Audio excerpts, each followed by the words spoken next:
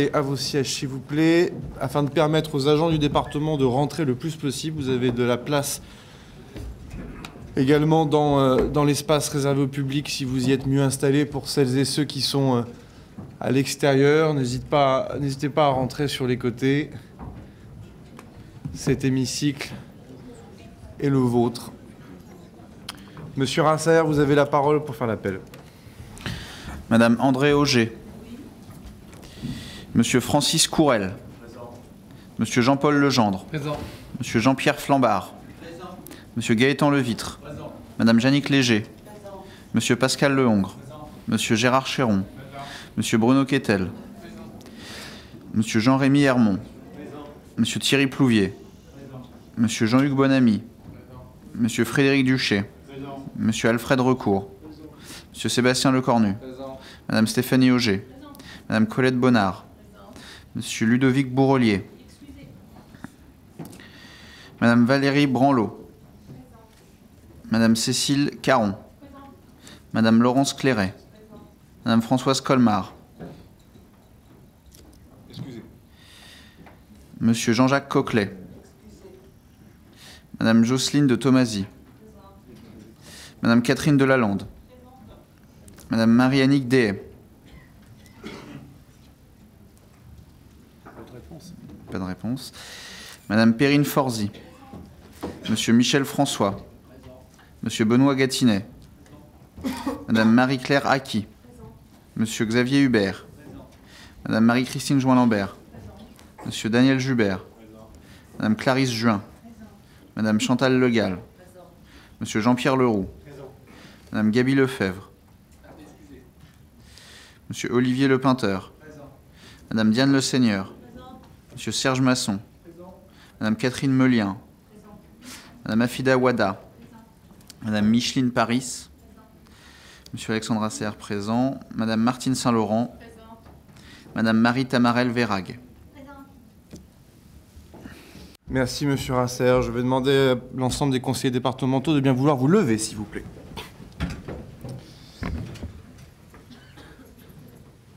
Mes chers collègues, mesdames, messieurs les élus, mesdames, messieurs les agents du département, nous nous retrouvons ce matin parce que la France a été une nouvelle fois meurtrie par le terrorisme islamiste.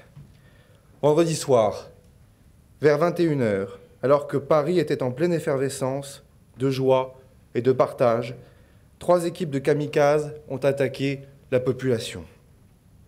Le bilan des pertes humaines est considérable et s'accroît malheureusement d'heure en heure. Nous avons été touchés en plein cœur. Le terrorisme s'est attaqué à une population sans défense, une population de jeunes gens, de jeunes parents, en train de célébrer le plaisir de la vie. Nous sommes tous touchés.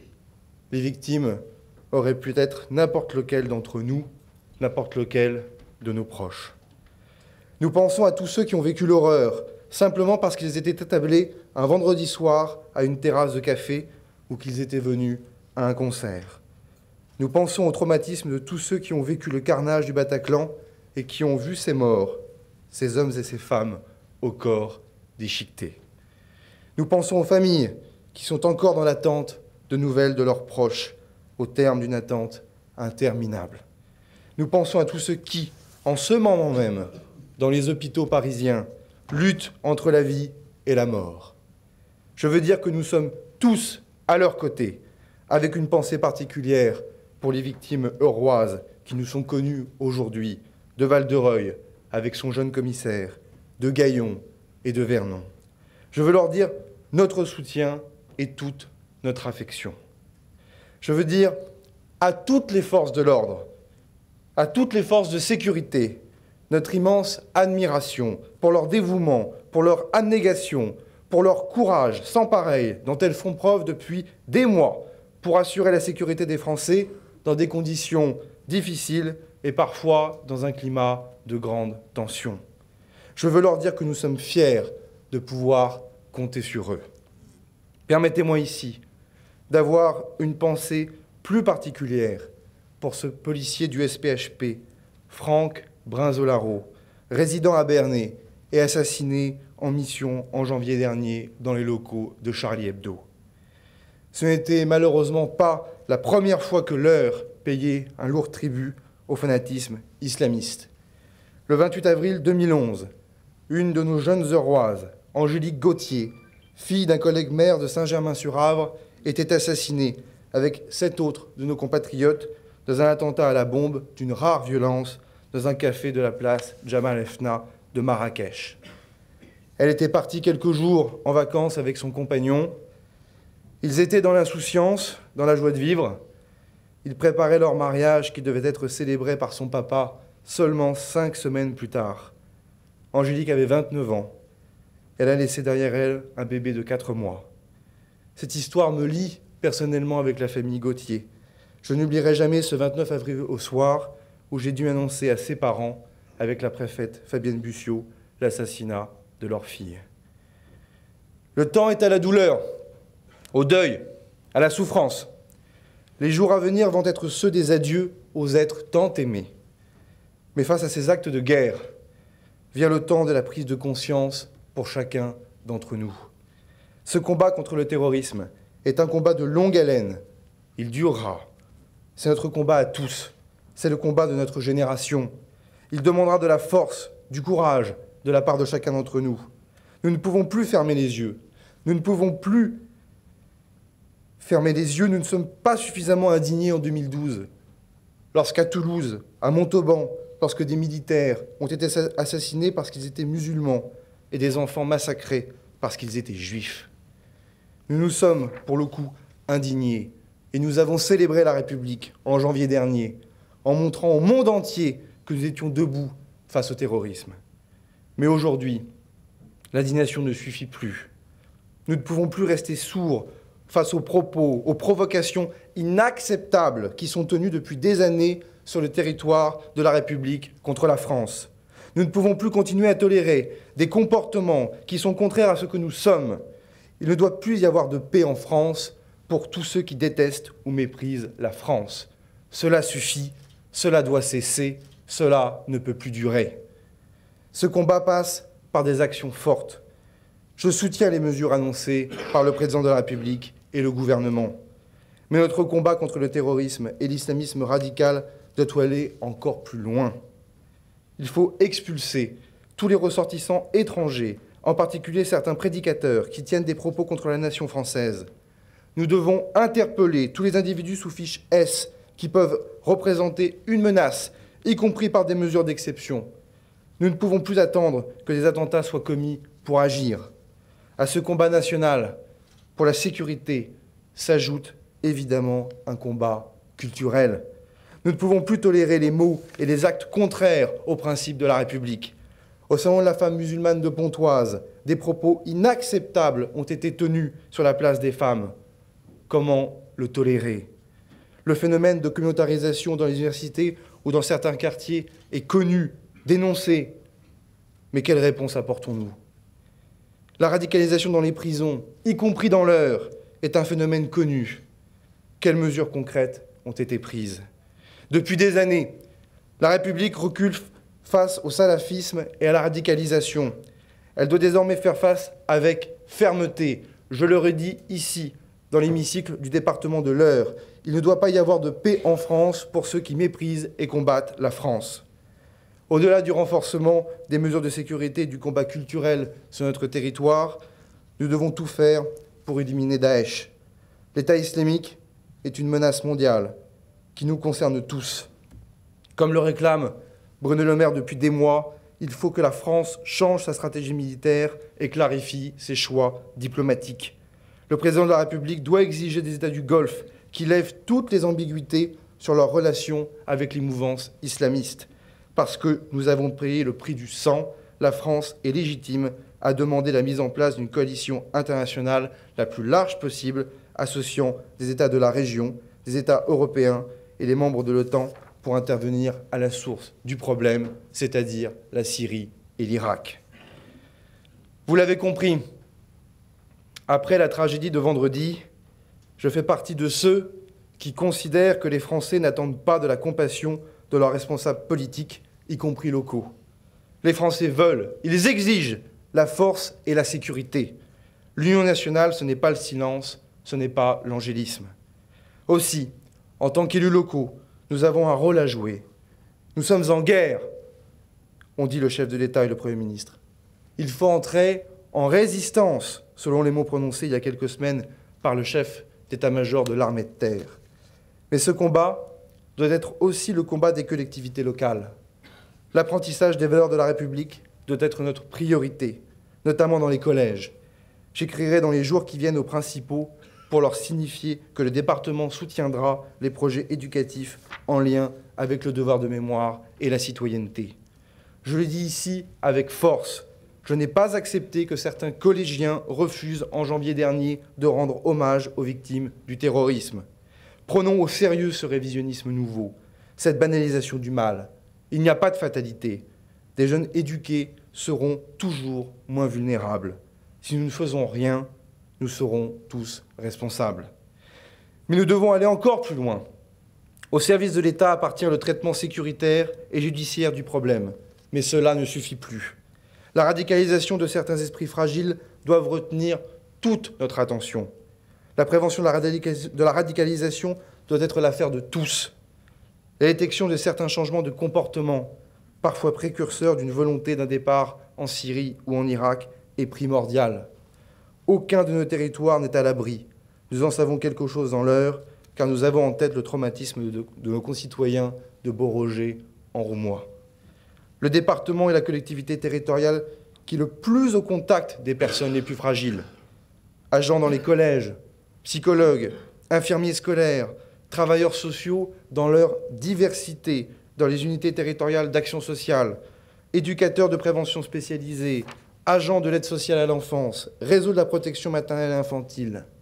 Aussi, je souhaite qu'un cycle de formation obligatoire soit organisé dans les semaines à venir pour l'ensemble de nos agents qui travaillent en contact avec les populations à risque.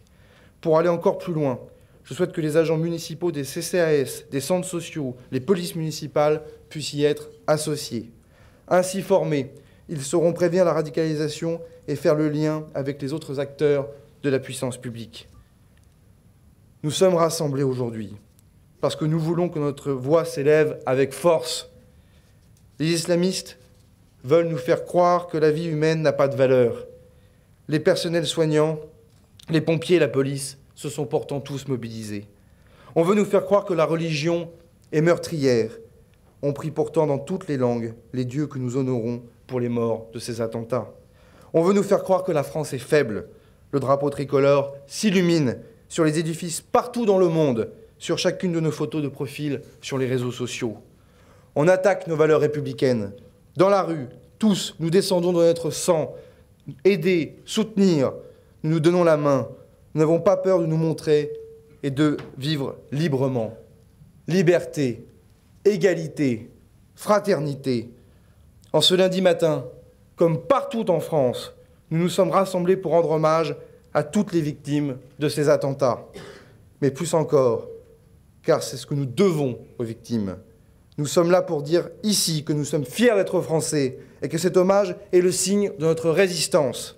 Nous serons toujours plus forts. La France a connu des épreuves, des drames, mais la France a derrière elle un grand peuple qui porte avec force des valeurs immuables. Le projet politique défendu par les islamismes ne nous fera pas plier. Nous vaincrons. Vive la République et vive la France!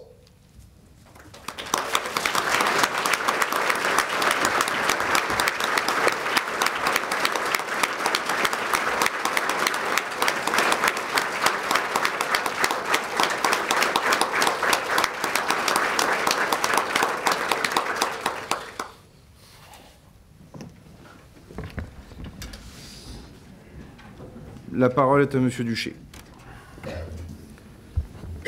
Monsieur le Président, Mesdames et Messieurs les conseillers départementaux, Mesdames et Messieurs les élus, Mesdames et Messieurs les membres du personnel du Conseil départemental, chers compatriotes, chers amis, c'est avec un cœur lourd que je m'adresse à vous aujourd'hui suite aux événements dramatiques survenus ce week-end. Que dire devant un tel événement, devant un tel carnage? Que dire devant l'indicible barbarie, devant ces femmes et ces hommes tués, blessés, mutilés? ce vendredi 13 novembre 2015, un vendredi noir teinté de sang, où Paris, notre capitale, est frappée dans ses lieux publics et bascule dans l'horreur. Des actes odieux, violents et sans précédent. Jamais dans son histoire de France, jamais dans son histoire, la France n'a connu d'attentat suicide et jamais d'attentat aussi meurtrier. Un bilan effroyable, 129 morts, 352 blessés.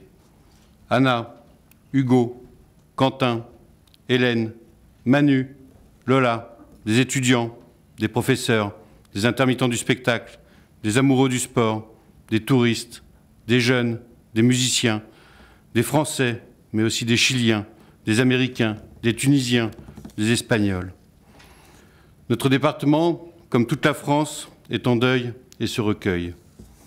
Notre département souffre et nous avons une pensée particulière pour le commissaire de police Arnaud Baldon, grièvement blessé, et pour le jeune Van Estland, dont la mère est conseillère municipale à Gaillon, qui a été également blessé au Bataclan. Notre émotion est grande et notre tristesse immense. Mes chers amis, notre pays est en guerre. L'état d'urgence est déclaré.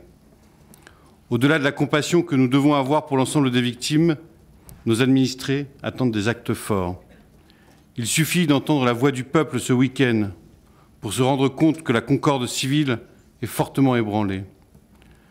Le groupe Heure Avenir attend du Congrès à Versailles qu'un plan d'action soit mis en place afin de lutter contre ces actes de guerre que notre pays a subis ces dernières heures. C'est à l'aune des décisions qui seront prises que nos concitoyens se retrouveront sous l'étendard de l'unité nationale. Notre nation est forte et restera debout face à l'horreur. Face à ceux qui souhaitent voir la France à genoux, il nous faut rester debout. Face à l'obscurantisme, nous continuerons à vivre et à chanter la vie. Mes chers collègues, je suis la France, vous êtes la France, nous sommes tous la France, forts et solidaires. Madame Léger. Monsieur le Président, chers collègues, messieurs, mesdames les élus, messieurs, mesdames. D'abord, il y a eu vendredi, tard dans la nuit, la sidération. Celle qui vous scotche à votre télé en ne pouvant intégrer que ce n'est pas un film, ces images qui tournent en boucle. Celle qui faisait dire à Louis Aragon, certains jours, j'ai rêvé d'une gomme à effacer l'immondice humaine. Puis vient le temps de l'émotion. Les chiffres tombent, accablants. Et nos pensées vont vers ceux qui ne rentreront plus jamais chez eux, vers leurs familles, leurs amis, qui n'ont plus à les chercher. Nos pensées vont vers ceux qui, touchés dans leur chair et leur âme, se battent pour survivre. Dans toute cette peine, cette détresse, cette incompréhension, il y a une lumière qui, depuis vendredi, s'appelle la solidarité. Merci à tous les anonymes qui ont ouvert leurs portes pour un moment de répit, de protection, de réconfort. Merci à tous ces taxis qui n'ont pas mis leur compteur en marche pour ramener les gens chez eux. Merci à tous ces médecins, infirmières, psychologues qui, à la retraite, au repos, se sont présentés spontanément dans les hôpitaux pour accueillir, soigner, aider. Merci aux forces de l'ordre. Et vous m'autoriserez, comme vous l'avez fait, une pensée particulière pour le commissaire de Val-de-Reuil. Merci aux foules anonymes, parisiennes, provinciales, canadiennes, allemandes, américaines, mondiales, de s'être réunies pour nous soutenir. Merci aux capitales de s'être illuminées de bleu, blanc, rouge pour nous affirmer leur amitié. Dans ces moments-là, il n'y a pas de petits symboles. Marianne pleure des larmes de sang pour tous les enfants de la République qui sont tombés. Les balles n'ont pas choisi la couleur de la peau de leurs victimes. Les balles n'ont pas choisi leur religion. Car le terrorisme, lui, n'en a qu'une seule de religion, la lâcheté. Le terrorisme n'a qu'une couleur, le fanatisme.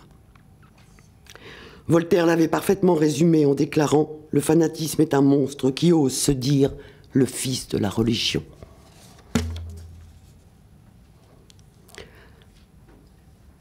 Le Dalai Lama, lui, considère que ce n'est pas la religion qui transforme les hommes en criminels, mais que ce sont les criminels qui utilisent la religion comme alibi. La barbarie est incompréhensible aux citoyens éduqués. Et cela, sans doute, est une partie de l'explication de notre sidération. Mais justement, la barbarie est contre l'éducation. Car celle-ci, quand elle est dispensée en démocratie, veut permettre à chacun de se construire, d'acquérir des capacités d'analyse, d'affiner son sens critique. Et pour les mêmes raisons, la barbarie est contre la culture, contre la liberté individuelle de choix de vie. L'obscurantisme s'est attaqué à notre jeunesse, à nos modes de vie, en ciblant des lieux précis de la ville des Lumières. Certaines réponses à apporter dépassent notre enceinte. Aujourd'hui, il nous faut accompagner les familles des victimes dans leur deuil.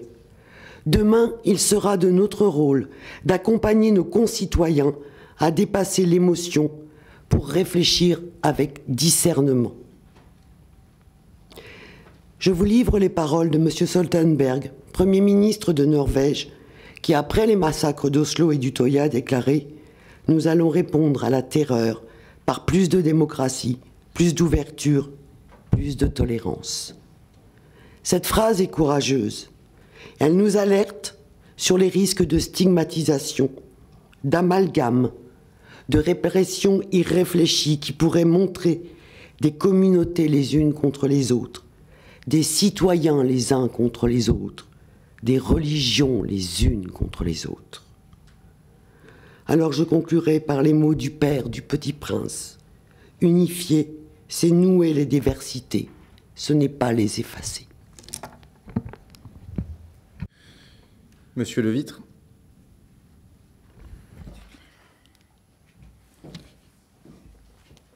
Monsieur le Président, chers collègues, Mesdames et Messieurs, notre pays vient de vivre l'un des pires événements de son histoire. Les attaques terroristes simultanées de vendredi soir à Paris et à Saint-Denis, revendiquées par Daesh, faisant à cette heure 129 morts et plus de 350 blessés, sont effroyables. La France est en deuil. Après ce carnage incroyable, nos pensées se tournent vers les victimes, leurs familles, leurs proches, les témoins et tous ceux dont la vie a été menacée. Pour tous, la douleur est immense. Chacun en France s'en sent profondément meurtri. Nous saluons aussi l'action très remarquée des forces de l'ordre, des secours, des urgentistes, des personnels de santé et des agents territoriaux dont la mobilisation a été exemplaire, ainsi que la solidarité des habitants qui s'est immédiatement manifestée. Moins d'un an après les attentats de janvier dernier, la République est frappée en son cœur. Alors que l'état d'urgence est décrété par le gouvernement, le renforcement des moyens de police et de justice est un impératif. L'État doit trouver durablement les moyens adaptés pour garantir la sécurité de toutes et de tous. J'appelle les Aurois à ne pas céder à la peur, à se rassembler pour la liberté, l'égalité et la fraternité et pour la paix. Nous devons refuser les amalgames et les stigmatisations. Ensemble, nous devons rejeter fermement la haine et les racismes, ainsi que toutes les injustices. La France est touchée par la guerre et la déstabilisation qui mine le Proche et le Moyen-Orient. La lutte contre le terrorisme appelle une mobilisation redoublée et des solutions internationales. Elle ne pourra triompher que dans la mobilisation pour un projet de société solidaire qui place au cœur de tous ses choix l'émancipation humaine, les valeurs de la République et la paix. Pour ce qui concerne notre groupe, sachez que nous serons de toutes les initiatives qui, dans les prochains jours, permettront à nos concitoyens de se rassembler pour faire face à cette épreuve et ouvrir un chemin d'espoir pour notre peuple. Face aux attentats, rassemblons-nous pour la liberté, l'égalité, la fraternité et la paix. Monsieur Kettel. Merci, Monsieur le Président. Quelques mots simplement pour souligner combien j'ai été frappé personnellement samedi matin dans les rues ou sur les trottoirs de Bourteroule par la nécessité de la population d'échanger, d'être rassurée, d'être accompagnée aussi parfois dans la réflexion pour justement ne pas tomber dans les excès quels qu'ils soient. Je voudrais moi ici au-delà de la compassion qui est nécessaire, inévitable, et qui est la preuve que nous sommes tous animés par une même volonté avant tout d'aider les uns, d'aider les autres, de les accompagner. Je voudrais ici souligner, de mon point de vue, l'impérieuse nécessité de replacer la laïcité au cœur des politiques publiques. Depuis quelques années, nous assistons tous, impuissants, à la montée des fanatismes. Depuis plusieurs années, nous savons comme inéluctable cet affrontement qui a dévoilé ses vrais aspects de guerre vendredi soir. Nous allons devoir, dans les semaines, les mois et les années futures, collectivement, au-delà des clivages partisans, je crois sincèrement refonder le socle républicain. Parce que pour être solidaires, les Françaises et les Français auront besoin d'avoir des règles communes qui soient claires, auront besoin de sentir un État républicain, laïque, fort, qui soit capable de les défendre dans leur quotidien. Car l'événement le plus marquant de vendredi, c'est que ce sont des femmes et des hommes innocents qui ont été frappés, sans distinction aucune, par une lâcheté incommensurable, parce qu'à titre personnel, je qualifierais de 8 barbares. 8 barbares qui n'ont jamais, sans doute, pu éprouver un sentiment d'humanité pour en venir là aujourd'hui. Donc bien évidemment, solidarité avec les victimes, avec leurs familles. Formidable courage des forces de l'ordre, des forces de secours, des bénévoles. Mais surtout, je crois qu'il nous revient localement, dans nos mandats, dans nos responsabilités, de veiller à ce que les excès ne l'emportent pas sur la raison. De quelque horizon viennent-ils ? Et ce sera votre responsabilité de président du département dans le cadre des politiques publiques que vous entendez initier. Ce sera notre responsabilité en tant qu'élu de cette enceinte de faire abstraction de considérations partisanes si c'est nécessaire pour vous accompagner. Et ce sera notre responsabilité en tant que maire ou élus locaux dans nos municipalités. Vive la France, vive la République. Merci, Monsieur Kettel. Nous allons maintenant observer 1 minute de silence.